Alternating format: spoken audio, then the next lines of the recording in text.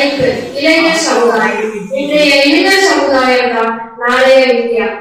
இளைஞர்கள் தங்கள் கொடுக்கப்பட்ட வேலையை சரியாக செய்தால்தான் தேசம் செழிக்கும்.